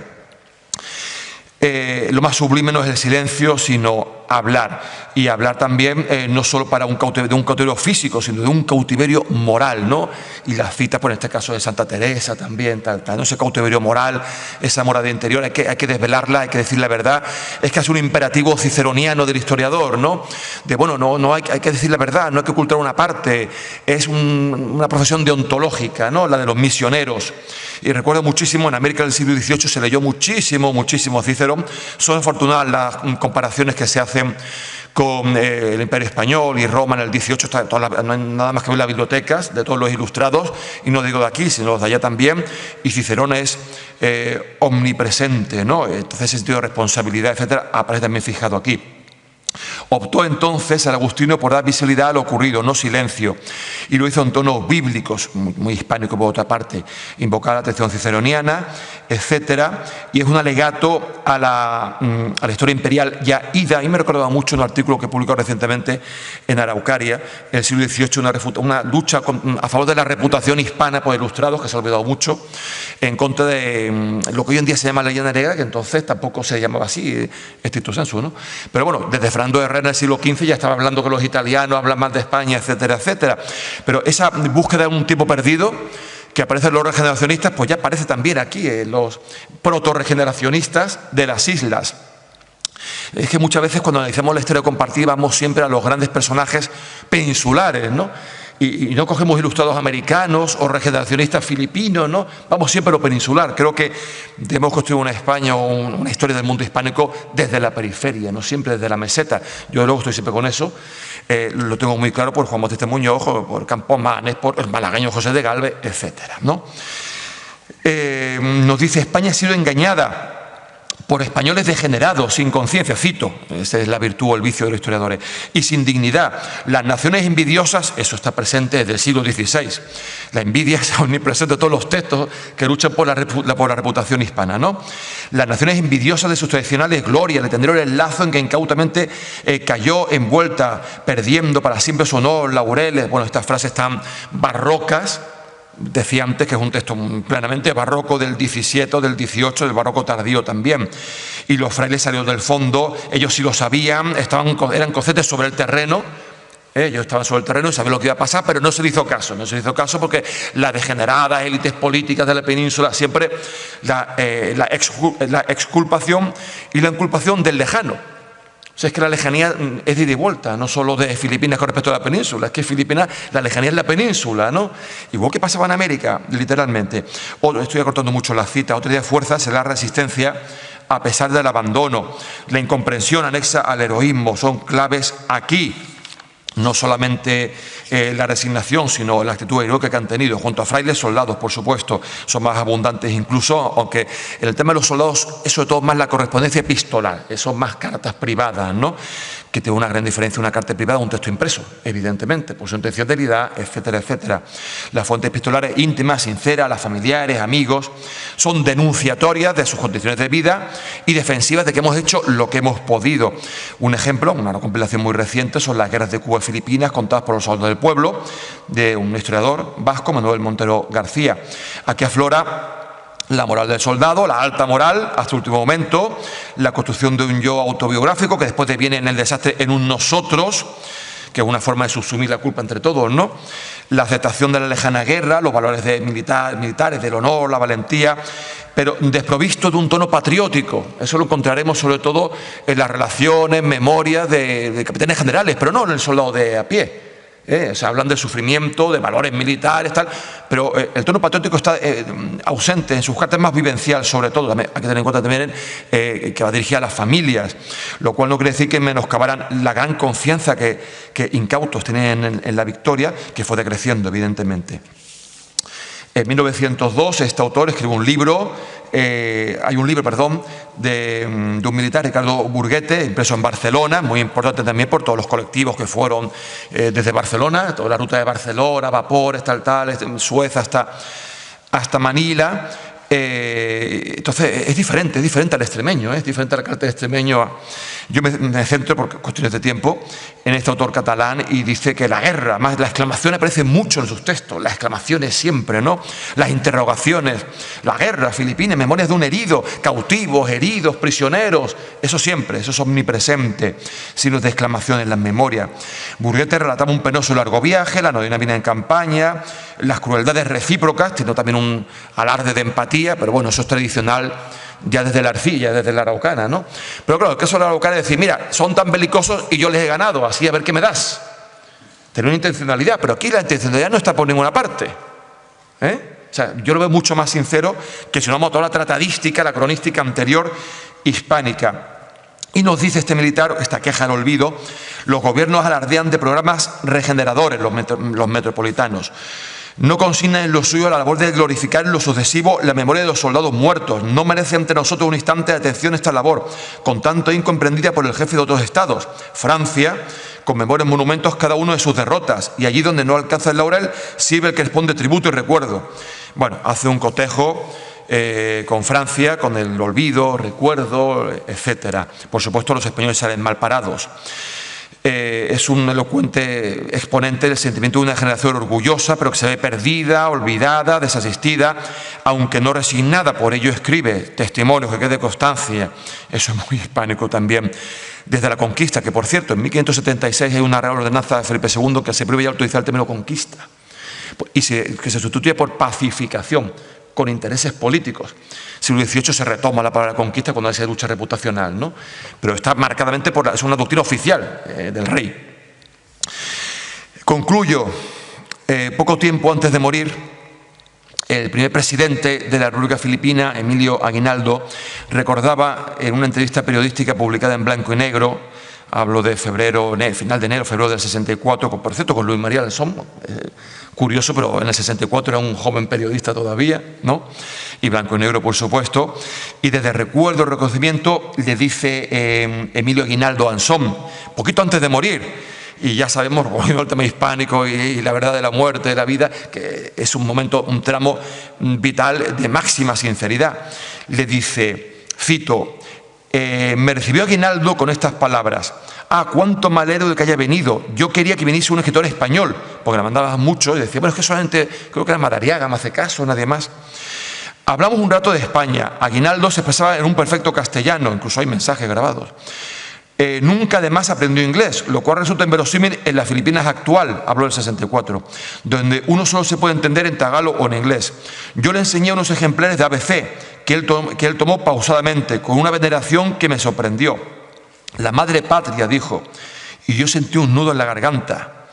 La madre patria, la madre España. Después de Filipinas, yo amo a la madre España y querría ir algún día a ella. Murió a los varios días después. Los norteamericanos nos traicionaron, nos traicionaron, nos traicionaron.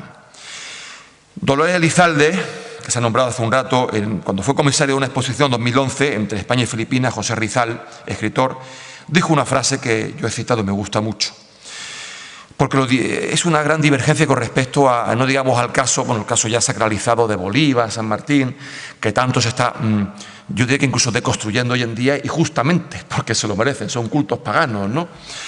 Eso sí que son construcciones forzadas de una nación, ¿no? Estos autores, estos libertadores. José Rizal es más sincero, es más auténtico.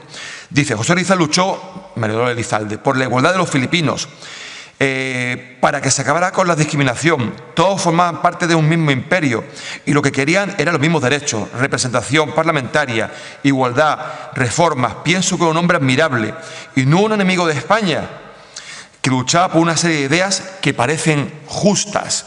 Bueno, yo termino como siempre con María Zambrano, que es una de mis tótem. La beleña y malagueña María Zambrano nos dijo ya, y además desde el exilio tiene más mérito, somos lo que fuimos. Somos lo que fuimos. Evidentemente esto viene de su gran maestro, Ortega y Gasset, que estudió en Málaga también bachillerato, en el Colegio de los Jesuitas en El Palo. Y decía Ortega que el hombre entiende en plan genérico, la frase suya por supuesto, no actual, decía que el hombre es un sujeto histórico, está siempre constreñido y limitado por su contexto histórico. Estos soldados, estos frailes, Rizal, Aguinaldo, están todos limitados dentro de su contexto histórico y así hay que comprenderlos, juzgarlos nunca. Un historiador jamás juzga, comprende y con eso se da por satisfecho en la medida de lo posible. Decía que escribió Rizal en su afamada novela Tagara una frase que tengo de colofón y es que dijo, lo digo por la conciliación, por la cooperación, por el presente y el futuro, y lo digo como historiador. Dijo Rizal en la novela Tagala, en la novela Tanguere, estoy alegre porque tengo una esperanza. Efectivamente, yo confío mucho en las esperanzas en este mundo globalizado del siglo XXI, de Filipinas, la América española, la España peninsular, en esta esperanza de colaboración, al menos por lo menos cultural y comprensión y fomentar los lazos de afecto tan fuertes que nos unen, ¿verdad?, entre las tres orillas, no las dos. Muchas gracias.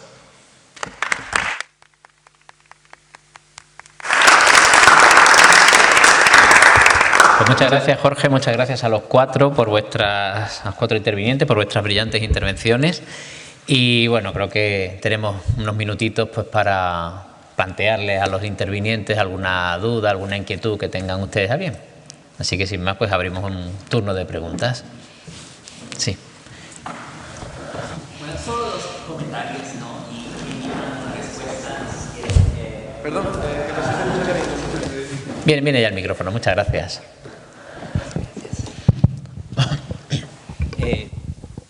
Solo dos comentarios, ¿no? Que invitan una respuesta, si hay, y si no, está bien. Y la primera es para Ana. No sé si ha tenido la oportunidad de leer los 12 pares de Francia, porque me recordaba mucho la historia que nos contaste, ¿no? Con 12 pares de Francia. Y 12 pares de Francia era estaba convertido en un awit, un romance en verso en tagalo, ¿no? Como a mediados del siglo XVIII, algo así, y que era, bueno, el romance más popular entre los filipinos, ¿no? Grupos tagalos, y también el tema de varias versiones de Moro Moro, o el precursor de la comedia filipina en Filipinas, y la conversión intencionada de Floripes, ¿no? La princesa mora, quien emancipa a los caballeros cristianos de un torre, ¿no? Es para tener la oportunidad de casarse con su amante, ¿no? pero recibe como una crítica muy dura de Fierabras, su hermano, al menos en la versión española. La versión tagala lo cambia, pero en español, la versión española recibe una crítica muy dura de Fierabras, que lo acusa, ¿no?, de prostituir, ¿no?, su el favor, ¿no?, a los cristianos por obtener como esta conversión cristiana y casarse con Guy de Borgoña, ¿no?, el caballero. Entonces me recordaba mucho, ¿no?, la historia de Fátima y también el alineamiento, ¿no?, de las desigualdades y jerarquías del género, ¿no?, que son extensiones también de las jerarquías de raza y religión. Y me llevó a pensar en si Carecía del Canto de alguna manera estaba reescribiendo una versión del 12 pares de Francia. En fin, no sé. Y una más, ¿no?, para Alberto. ¿Alberto? Sí, que es, me llamó mucha atención, ¿no?, esta perspectiva constructivista, y no sé tanto, ¿no?, de la teoría, pero cabe mencionar que en una de las cartas en el epistolario rizalino, Rizal menciona como todos los episodios que narra en Noli Me Tangere tienen o son basados en hechos reales, ¿no? Es decir, para cada episodio que está narrado en esta novela, puedo citar, ¿no?, un evento, un acontecimiento que tomó lugar, ¿no?, y que fue, y donde o era testigo yo mismo o uno de mis amigos, un familiar, ¿no?, alguien que conocí. Y me llevó a pensar en cómo sobre otras cosas, o entre otras cosas, tenemos la tendencia de siempre cuestionar qué era el último mensaje, el mensaje más trascendental sobre la nación, sobre la sociedad filipina, etcétera, etcétera.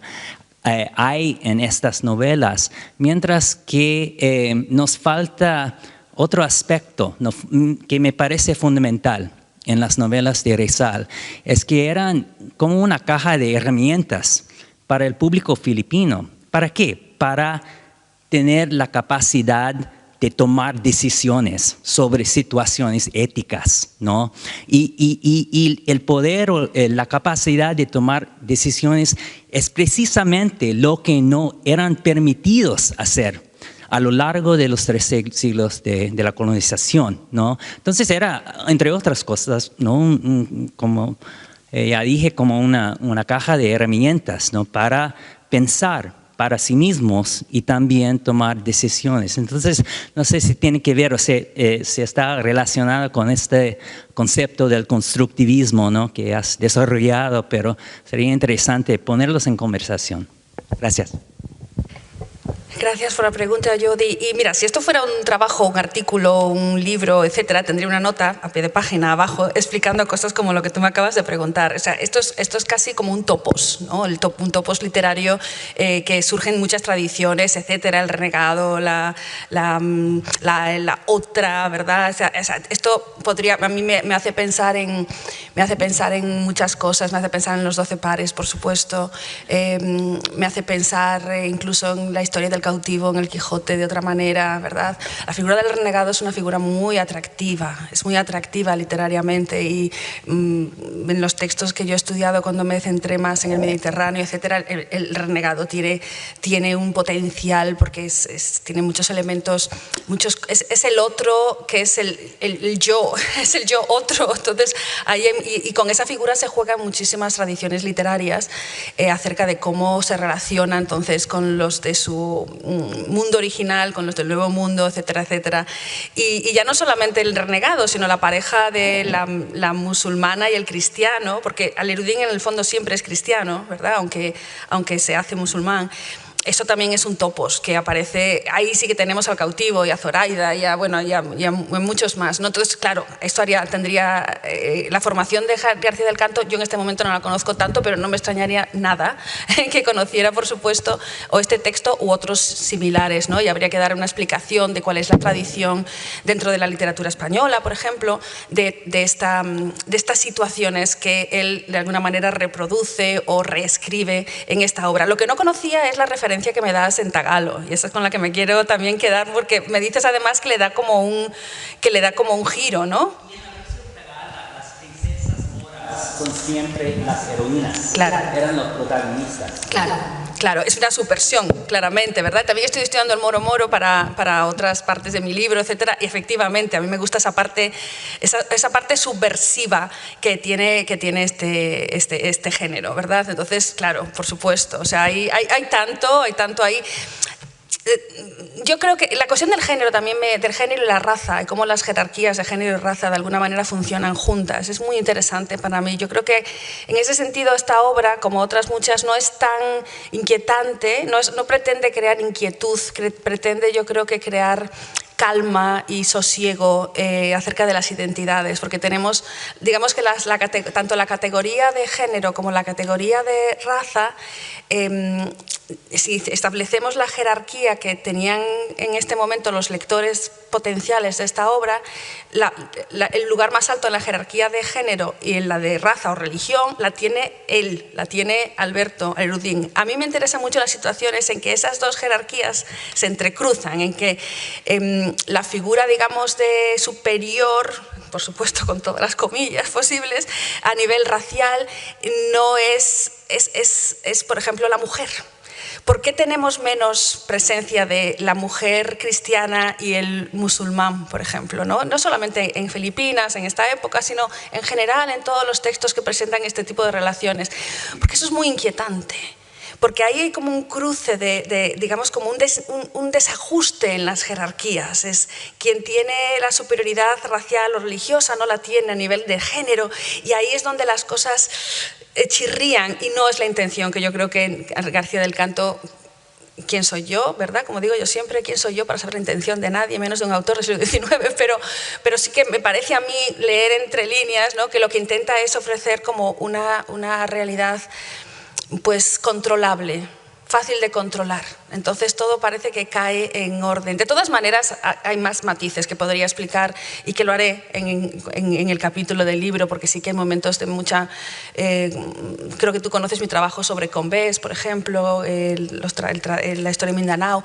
Todo parece muy claro, pero cuando lees con detenimiento te das cuenta de que hay muchos momentos como que no están tan claros, ¿no? Y que las cosas están en permanente duda, y hay como una negociación constante entre dos niveles casi de escritura, el nivel de lo que hay que contar y el nivel que surge de la experiencia real que se está viviendo, que a veces contradice la ideología oficial a la que te estás intentando ajustar. Entonces, a mí son esos intersticios precisamente los que más me interesan, y también los quiero, digamos, investigar más en esta obra, que es una obra larga, pero muy interesante. Lo recomiendo a todo el mundo, y está en la Biblioteca Nacional, en la Biblioteca Hispánica, o sea que todo el mundo que se ponga a leer Los Piratas de Filipinas para darme muchos consejos, ¿vale? Gracias. Adelante, perdona, sí, me alargué muchísimo. Bueno, pues a mí sí me dejáis, pero no, quiero agradecerte la observación, porque posiblemente has dicho mejor que yo algo que yo estaba intentando comunicar, creo. De hecho, mi título de trabajo, o sea, para la sección de los atributos y las categorías es nuts and bolts, es tornillos y tuercas, ¿sabes? Como lo tengo puesto, esas son las piezas con las que se construye la herramienta, y la herramienta no está ahí aún, ¿no? Y efectivamente, esto es lo que lo hace, yo creo que muy singular la novela, es ese doble plano, que es una herramienta para el autor y también es una herramienta para el lector, ¿no? Y el hecho mismo de las dudas de cómo deberíamos hacer eso es lo que está dramatizado, ¿no? ¿Cuáles son las alternativas, ¿no? Y yo creo que que Rizal deja entender cuáles son las que él prefiere, pero presenta las alternativas, y el argumento siempre es dialéctico, ¿no? Y nunca está completamente cerrado, este es el que tenía la razón, ¿no? Y en último caso queda abierto a ver qué sucede, ¿no? A ver qué sucede después, ¿no? Más adelante. O sea que esto es lo que quizá no consigo expresar bien, pero eso es lo que quiero decir. Me da mucho miedo leer las cartas de Rizal, he leído algunas, porque siempre tengo miedo a que haya un Rizal esotérico, distinto del publicado, ¿no? Y que sea completamente distinto, y entonces me estalle la cabeza. Pero que sea realista, esto es lo que encaja exactamente. Es decir, él reivindica el realismo, y yo creo que él no se burla, descarta la visión romántica de Filipinas y la visión de las princesas dormidas sobre las naciones. No hay que despertar a nadie, lo que hay que hacer es construir, ¿no? Es decir, es resolver los problemas concretos que tenemos, y efectivamente, y todo con perspectiva ética, ¿no? Y sí, es que estoy de acuerdo. En fin, estoy abundando en esto, pero que te agradezco el comentario, porque es por ahí es por donde va mi interés. Sí, muchísimas gracias por las 4 intervenciones que han sido sumamente ricas. Bueno, no quiero monopolizar la palabra, por lo tanto me voy a limitar tan solo a algunas apreciaciones de lo dicho por Alberto.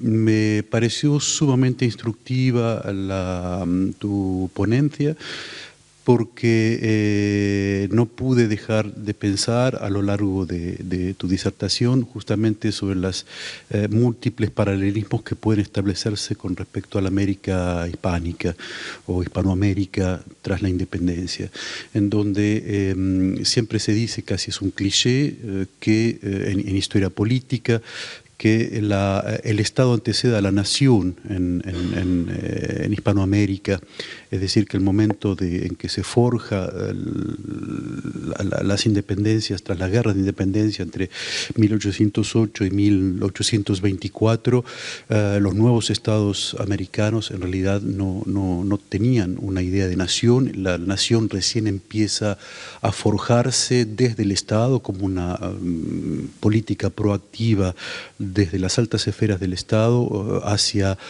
promediando el siglo XIX, ¿no? O sea, no había ni un sentimiento, ni siquiera una mínima idea de mexicanidad, de peruanidad, de chileanidad, de colombianidad, etcétera, etcétera. Por lo tanto, es una construcción que, en ese sentido, semejante a lo que tú has afirmado sobre la idea de nación que podía tener José Rizal, y que aparece claramente en sus 2 novelas, ¿no?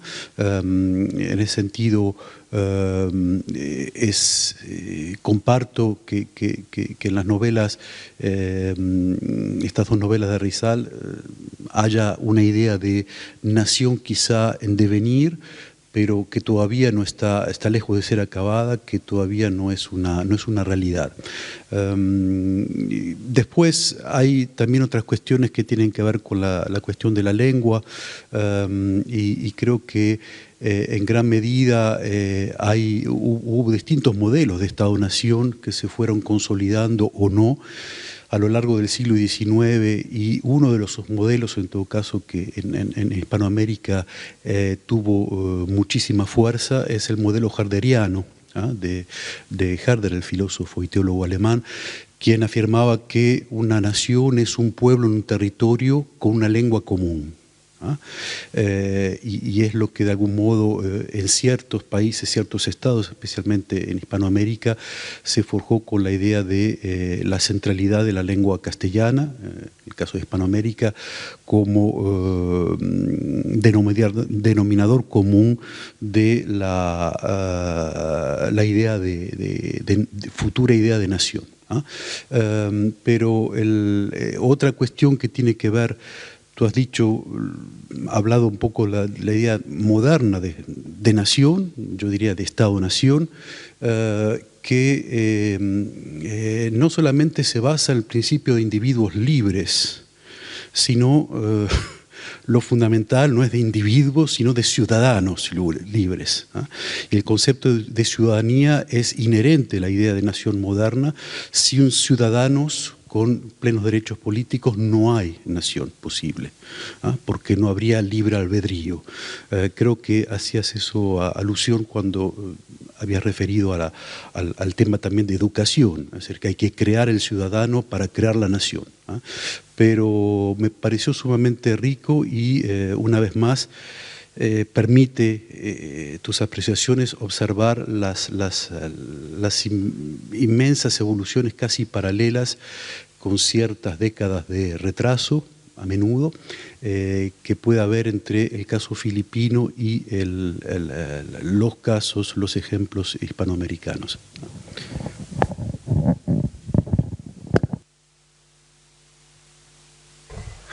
Sí, muchas gracias por las observaciones de las que tomo nota y no te voy a responder. Pero sí quería subrayar una originalidad que igual no he subrayado suficiente en la exposición y que distingue la visión rizaliana de las posibles Filipinas o casi cualquier alternativa, porque insisto que lo que Rizal hace es plantear posibles alternativas, es que es expresamente bilingüe y hay muy pocos teóricos o líderes nacionales que realmente hayan defendido el bilingüismo como su objetivo, ¿no? Y esto es lo que en esto se diferencia a los libertadores. Te quiero decir, estos los criollos en la América de origen hispano no tenían ninguna duda en esa perspectiva que tú has dicho que su misión era hispanizar, pero ahora ya no, porque, o sea, es decir, que la lengua del poder y la lengua de educación iba a ser la lengua de los criollos, que son los que toman el poder. Y eso es lo que ha intentado, lo que ha sucedido más o menos en todas partes, ¿no?